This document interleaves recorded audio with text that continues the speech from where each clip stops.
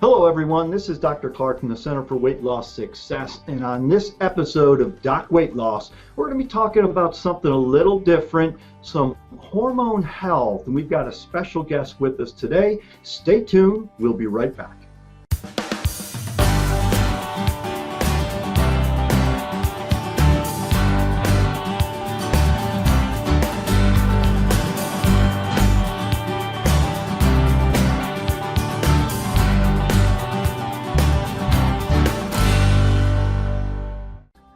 Welcome back everyone, this is Dr. Clark again from the Center for Weight Loss Success, and today we're going to talk a little bit about something different, something that actually is very pertinent for most individuals and is probably especially pertinent as we age, and that's some hormone health, hormone balance. Now, if you've listened to my Losing Weight USA webinars, if you've been involved in them at all, you know that this topic comes up multiple times, and we often, whatever topic we're talking about, we'll often bring back are some of the hormonal influences of weight as well as just overall health. And a timely thing, or something I talk about routinely, is hormone balance. And it's that concept of hormone balance that gives us optimal health, and that's what we'd like to have as we age. We like to have it when we're young, but we want to have it as we age as well. So today we're going to talk a little bit about hormone balance. It is pertinent to weight loss. I'm going to say a little bit indirectly initially here, but it can be very pertinent in the long run.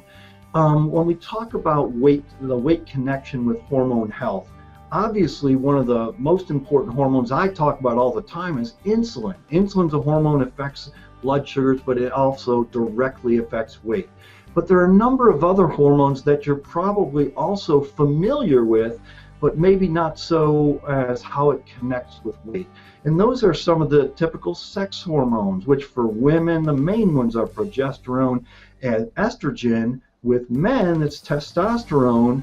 But what women don't often realize is that testosterone is an extremely important hormone for them, in how they feel, their libido, just kind of how they're thinking, how healthy they are, or how healthy they're not.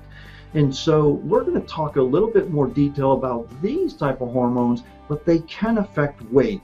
And some of it, as we mentioned over and over, is that we want to protect lean body mass, build lean body mass, because this is what drives your overall metabolism. Well, some of our sex hormones, and especially testosterone, but actually somewhat estradiol as well, which is one of the human estrogens, are helpful in protecting kind of our lean body mass, keeping our metabolism higher. So I want to introduce a special guest that we have today, and this is Mark Orr, who is from a company called BioT. Mark, go ahead and say hello, and kind of I'll let you introduce BioT as well. Greetings, I'm Mark Orr. I'm an executive liaison from BioT. BioT is the largest company with a bioidentical hormone replacement therapy program in the United States. Currently, we treat over 9,000 patients per month nationwide, and we have a network of over 400 physicians such as yourself around the country. Right, and this is something that's been actually around for a long period of time. You know, kind of we talk about hormone health and kind of manipulating hormones. We're going to dive into kind of types of treatment in a little bit, but just the kind of I'm going to say the developers of a lot of this technology and some of the early physicians who are still out there practicing, they've been doing this for years, right? That is correct. Actually, hormone pellet therapy, which is what we're going to be talking about today, was actually first created or developed in 1939 for women who have had radical hysterectomies, and that's basically where they take the uterus and the ovaries, and in order to help those women function better, they developed estradiol and testosterone implant pellets so that they could have those hormones replaced, because they had no way of being able to manufacture them on their own after that point in time. And so it's been used since that time, both in the United States and in other continents and other countries, in particularly Europe and Australia. In the mid 50s and the 60s, pellet therapy was used less in the United States, but it's seeing a resurgence now coming back into the marketplace. Right. And a lot of times people think, well, are we just talking about, the older individuals? But when we really think about hormone health, and I've talked about this a number of times, again, on my Losing Weight USA webinars, is that hormone health, we want to optimize hormones. We don't necessarily want to make them, we're not trying to make them super high.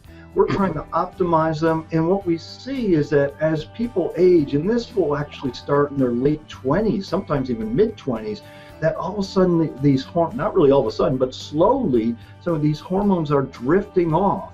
And once they drift off, we become somewhat unbalanced. And so it's not just the older people that we're talking about here. It literally can be fairly young. Isn't that correct? Absolutely. We find that hormone imbalance can be something that people feel at almost any age, but there are a number of factors why people are finding a hormone balance or a hormone decline much earlier than in the past. A lot of that is environmental factors through our food and manufacturing processes. So we find that, men, like you mentioned earlier, the decline in hormone balance starts in the late 20s, early 30s, and it's pretty slow over the course of the years. So it's what I call the frog in the kettle syndrome. Men just don't notice it. Other people around them may notice it, but men don't typically notice that their hormone levels are declining, because as a frog, as you well know, you put a frog on the stove in a kettle and slowly turn up the heat. He doesn't realize that he's slowly scalding to death. Women, on the other hand, as you said earlier, can see some wild swings starting in their late 20s or early 30s, particularly after that second child, and those hormone levels can fluctuate wildly. That's why women oftentimes become more noticeable or more symptomatic than men do. Right. So these symptoms that you mentioned, they can be very broad symptoms, and sometimes we often, as physicians, we sometimes think, hey, they're kind of vague symptoms, it doesn't really mean a whole lot.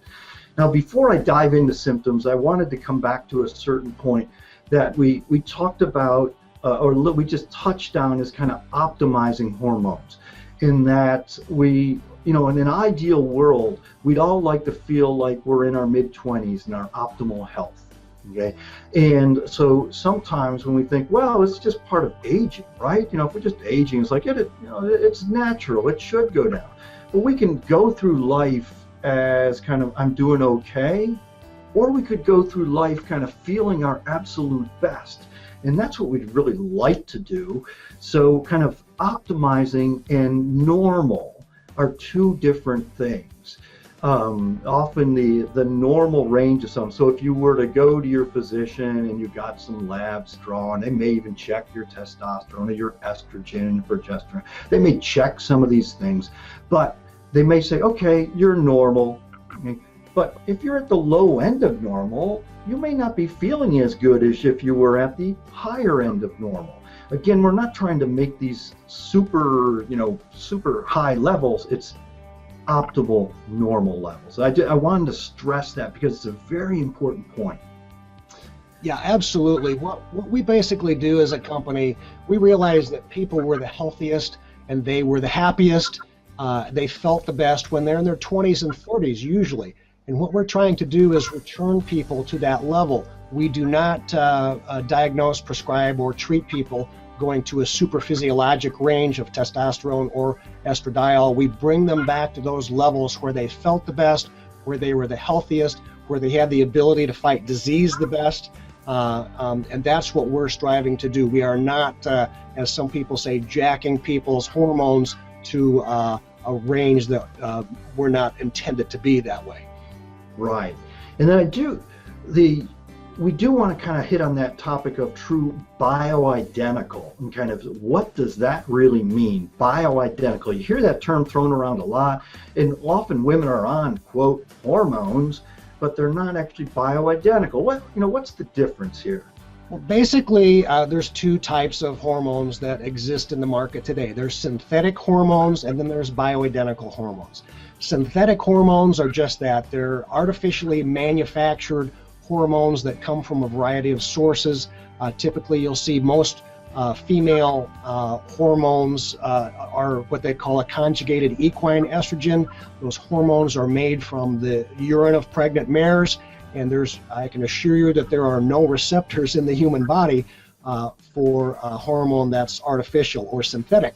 Now, when you contrast that with a bioidentical hormone, basically bioidentical, I like to use also the term human identical. It's exactly the same molecule. If you look at the hormone molecule in a microscope and you put a human identical or a human-made hormone on one microscope and a bioidentical hormone on another microscope, they would look absolutely identical. They would function absolutely identical, and your body would recognize a bioidentical hormone as the same hormone that it manufactures itself and that it utilizes itself.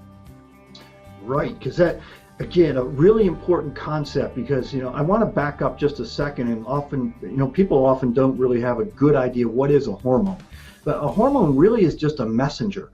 Hormone is typically a substance, a biochemical substance your body makes, and it's going to be it releases it into your rest of your tissues or in through your bloodstream. It goes to the rest of your tissues, but it's sending a message for those other cells or those other tissues to do something. And the fact that a hormone is kind of like you had described earlier when we were talking about this, is kind of a key in a lock. And it has to fit exactly. If it doesn't fit exactly, we don't get the message correctly. And that's where the problem comes in, because a lot of those synthetic estrogen or synthetic hormones, then when people hear in the newspaper or on the media about all the bad things that can happen with these hormones, and typically the media lumps them all together, bioidentical and synthetic hormones, they lump them together and say, oh, look at the bad things that can happen.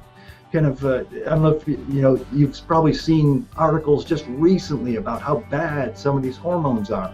But the difference was, and I want you to expound a little bit on this, is kind of looking at synthetic versus bioidentical. Absolutely.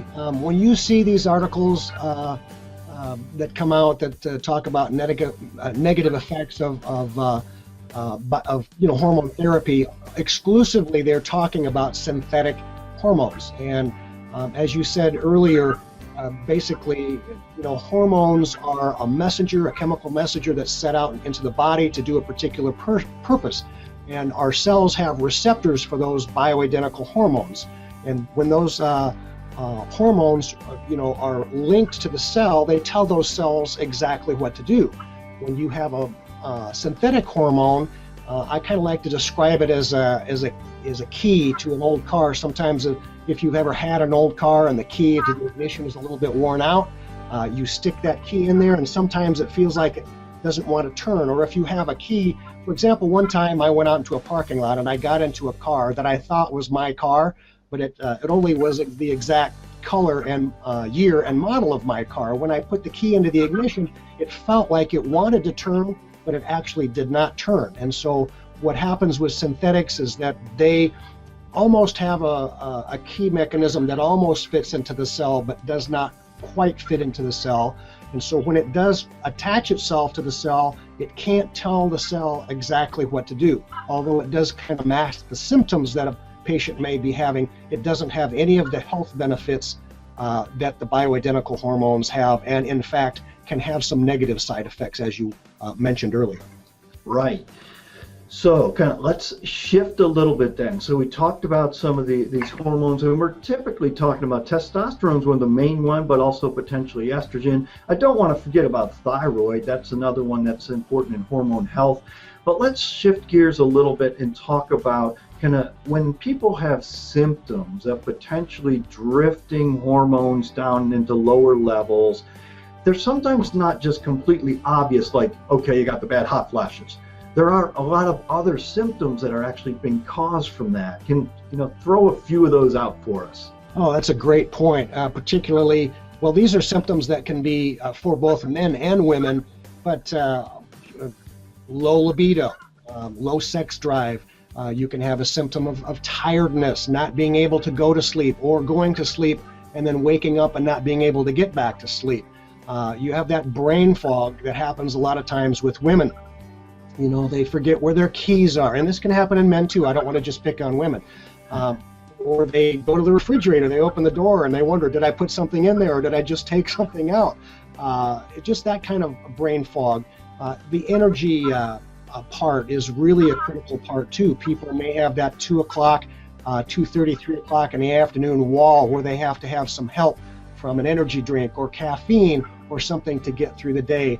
That's something that's happens quite frequently. Men, of course, men really don't oftentimes lose their actual desire for sexual activity, but they lose their ability. Erectile dysfunction can happen, and those kinds of things.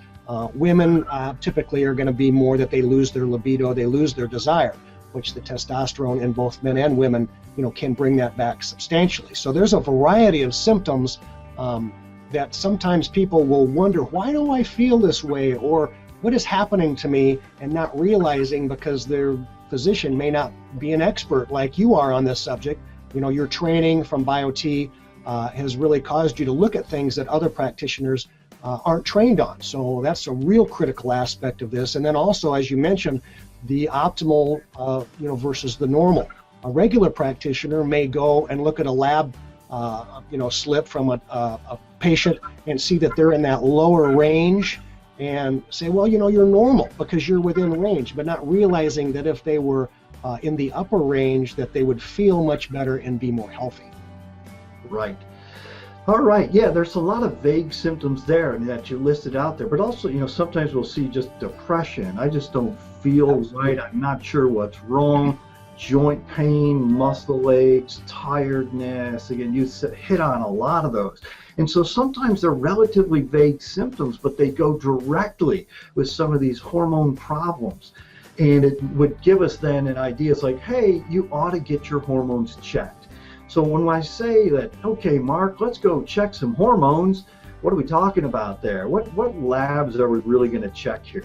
So basically, there's a specific panel that includes a number of tests that we're going to check a patient to see, number one, if they're a candidate for this therapy. That's the deciding factor, both a clinical evaluation, what kind of symptoms do I have, and then the lab work that's going to help determine that. And basically, that lab work is going to include tests for testosterone in men, free testosterone in men, total testosterone in both men and women, estradiol. In women, you're going to get your FSH, or your follicle stimulating hormone, which is very critical for the dosing aspect. We're going to check your thyroid. We're going to check your vitamin D, which actually is a hormone. People don't realize it, but probably a large segment of the entire population of the United States is vitamin D deficient. That can also be something that is very important. So we're going to look at the entire package. And I think it's important to distinguish that a lot of clinics or offices out there that are doing hormone replacement therapy are only focusing on the estrogens and the testosterones, the androgenic hormones, and there's much more to hormone balance than just those. And that's what we work with the BioT method, and it's very, very critical that we develop both the androgen hormones, the testosterone and estradiol, as well as the thyroid, the vitamin D, and the other things that are very critical to playing a role to a successful outcome to a patient. Yes, I totally agree with that. Now, when we get these, so you've seen the doctor and you've got some lab work, and so now we've got some, what we're saying, okay, abnormal labs, we can try to optimize your hormones, get you feeling better. Now, there are a number of different choices out there. So there are a number of choices that may or may not work as well. And we're, with BioT, and we're a big proponent of kind of potentially using these pellets, but there are other choices out there too. So let's talk a little bit about those other choices and potential maybe downfalls, or where they tend to run into some potential problems. Well, basically, what's real important to recognize is that our bodies were designed and built to release hormones on a level basis. We want to have those hormones available so that they build health in the body. The other modalities, and we're talking other than pellet therapy right now, are patches, There are creams, there are injections, there are oral pills. There's also lozenges called troches that go under the tongue. And all of these other modalities are trying to, or methods are trying to deliver hormone into the body, but they just don't typically work very well because every other modality or every other method will put people on kind of a roller coaster effect. If you take a shot, your levels are going to go up dramatically, and then they'll start to fall dramatically. If you take a patch or a cream, basically the cream is something that you rub into your skin. There's a cream for men, there's creams for women, and they are basically, once they go through the skin, and it's really important to realize that 45% or up to 45% of people do not absorb through the skin, because you think about it, your skin is designed as a first level of defense against infection and dirt and that kind of thing. It's designed to keep things out and push things away. So we're really asking, by rubbing a hormone in the skin, is we're asking that to go kind of through a one-way street, so to speak, and it's not very effective. But for those women and men who do absorb through the skin, you find those levels rush way high, they get absorbed into the body, and they start to they have a very short half-life, so they start to become metabolized, and then they degrade over the course of time very, very rapidly. So you have this roller coaster effect with shots, with creams, with gels, with the troches as well. So people go up past the optimal level into a super physiologic level, then they start to decline rapidly, and then they go below that optimal level. So you'll always find that you're never finding, or you never have a balance of where your hormones should be 24 hours a day, 7 days a week. And so you're zooming up past that optimal level, and then you're zooming down past that optimal level, and we call that a roller coaster. And of course, as you well know, and as most women who are listening to this podcast well know, that women and hormones and roller coasters don't do well together. Absolutely right. So which kind of brings us then to go, what we hit on at the very beginning was, okay, there's pellet therapy, which has been around again a long period of time, but the physicians at BioT and the developers there, they've got this down. They've been working on this, and they have this down, so we get very good levels as well as very consistent levels. Absolutely. Our system is based on well over 200,000 successful patient outcomes over the past 30 years plus, and over 30 years of experience of the developers of our program coming up with a dosing site that appropriately doses each person individually. And I think that's very critical for your listeners to understand.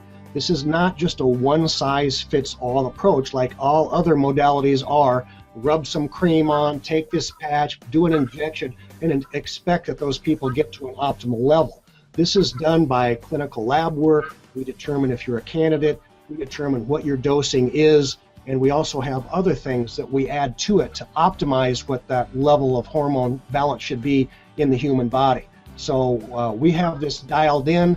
Our dosing site is a proprietary algorithm of how to treat each and every individual. There's over 1 million different combinations that we can give, and it's never the same, or very rarely the same, for each individual. Correct. That's kind of the pellets. They work very nicely because they're dissolved, they kind of are absorbed very slowly and consistently. They do require a very minor procedure to place the pellet in the subcutaneous tissue, but it's fairly painless. And then typically kind of we'll recheck some labs in a month to 6 weeks afterwards, make sure that you're kind of where you should be. And then typically for women, they may need to be pelleted or have really a good treatment then for probably somewhere in that 3 to 4 month range. And men typically 4 to 6 month range. It lasts a little bit longer in men. But the way it's kind of absorbed is dependent on blood flow. So that it's when you need more, you'll get more. So if you're exercising hard, you'll actually then you may utilize it a little bit more and a little bit quicker, and you may need treatment again a little bit longer. But still, we're talking maybe, 3 to 4 times a year, maybe. So not that often that may actually need to get done. And it can work really, really nicely. Now, to go into that working really, really nicely, I want to go back to you, Mark. And Mark, we talked about this earlier, as well as you've got what I will say a really good story about this. And so tell us a little bit, as if you will, about kind of your story. Sure, I would love to. Basically, I've been in the medical industry since 1984, but I took a hiatus from that in the early 2000s, and I went into the retail business, built a very successful retail business, multi-million-dollar business, house on the golf course, this whole thing. It was really great. And then, of course, the Great Recession of 2007 or 2008 hit, and I lost pretty much everything, and that's okay. But basically, during that couple of years, not only did I lose my very thriving business, I lost my house on the golf course, but my mother, who was struggling with Alzheimer's disease for about at least 20 years, she passed away shortly after my mom passed away. My dad had surgery. He ended up having a complication from surgery, and he passed away rather suddenly. So I was faced with, just in a couple of 18 to 24 months, I lost my business, I lost my house, I lost my mom, I lost my dad, and on top of everything that happened, my beloved family dog passed away, and so I was depressed, I was discouraged. I woke up every day thinking, my gosh, what is going to happen to me today? What kind of a disaster is going to happen? And so I was introduced to BioT and the BioT therapy just about a year ago. A good friend of mine in Florida said, Mark, there's a company, there's a therapy that I think could benefit you. So I did some rather thorough investigation. I'm not the kind of person that enters into anything willy-nilly. I did very in-depth research on the studies, found out how much of a past that pellets have had, hundreds and hundreds of research papers and articles and peer-reviewed journals and studies that have been done on pellets. And I found out that this is something that has proven itself to be safe, it's been proven itself to be effective, so I decided to get treated. I went in and I got treated, and I have to say that I was a little bit disappointed after the first week. Nothing happened. About 10 days after that, I started to sleep a little bit better, and just to let you know, I was depressed, I was not sleeping, I would wake up, I would not go back to sleep, and I started experiencing some of the typical symptoms that a man, of age 55 starts to feel. So 2 weeks went on after that. I was sleeping better. I had more energy. My workouts were more vibrant, robust. My wife and I hike in the mountains a lot, and we ended up, we would do these 10 and 12 and 15-mile hikes, and I would come back feeling refreshed. And then after about 3 weeks, I can remember it just as though it were last week. It was a Sunday night. My wife and I were getting ready in our bathroom for bedtime. She was at her sink, I was at my sink, and we were just chit-chatting, and I was in a great mood, like I had become to be in a great mood from being on the therapy. And she reached over across the sink to me, and she grabbed me by the shirt. She pulled me in close, and she says, I don't even know who you are anymore. You're the old Mark that I married 30 years ago, and you're coming back. This therapy is working. I want you to know that it's fantastic. I love it. And on top of that, I would like to be treated as well. And so as a result, my wife went in the next couple of weeks. She got treated. And I can tell you, the last half of last year was our 34th year of marriage. And the last half of last year was the best year of marriage that we've had so far. So it can really transform relationships. It can really bring back that sense of well-being, that passion for life, so to speak, get rid of that depression. We can get people off of their antidepressant medication and other medications as well, a large majority of the time. And I can tell you that as a patient, I am thoroughly satisfied. I cannot imagine a situation not being on these pellets and my wife being on the pellets. And on top of that, if it was a matter of money, I would eat ramen noodles for the rest of my life if it meant that I didn't have to go off of this therapy. Right. That is such a feel-good story, Mark. I really thank you for sharing that. So anyway, we're going to wind this little discussion down here. This is something I find it's incredibly interesting to me, and as I learn more and more about it, and very shortly, the Center for Weight Loss Success here, we're going to be welcoming in a new corporation. Basically, it's going to help us with the kind of hormone health and wellness, and the name of it is Center for Hormone Health and Wellness here in Newport News. It's not really off the ground yet, but in the next couple weeks, it's going to actually be launched, so to speak. The phone number will be 757-223-0940, and that's Center for Hormone Health and Wellness here in Newport News. All right, everyone, I appreciate you listening. This has been a very interesting discussion. I really love some of these other topics. These are something that are on the fringe of weight loss, but actually they're extremely pertinent for weight loss, because I look at so many of my patients, and this is something that I know it would help them. And I think even more than, I won't say more than the weight loss that we're doing, but even on top of that, it's going to help them tremendously. So if you're interested, want more information, remember, I encourage you to go to our weekly webinar. Sign up for our weekly webinars. Go to our website there. It's www.losingweightusa.com. Or just you can go to our corporate website as well, which is cfwls.com. Well, thank you, everyone, for listening. We will touch base on the next podcast. And remember, it's your life. Make it a healthy one. Goodbye, everyone.